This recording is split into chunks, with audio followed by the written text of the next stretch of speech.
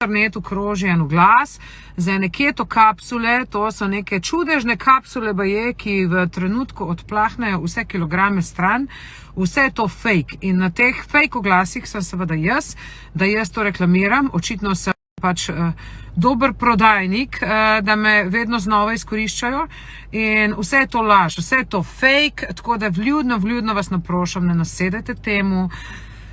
Ne kupujte nobenih kapsul, ker vsi se dobro zavedamo, da edina možnost za hujšanje je, da pač manj žri in pa gibaj.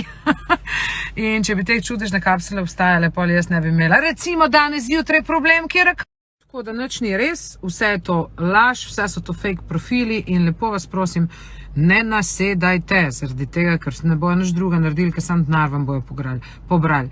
Vidim tudi, da v bistvu Rebeka Dremelj še kar deli takšne in drugačne denarne nagrade, tudi to ni res. Moj eden in edini profil je tisti profil na Facebooku, ki ima nekaj čez 100.000 obiskovalcev in pa moj edini pravi Instagram profil je ta, na katerega se vam zdaj trenutno javljam.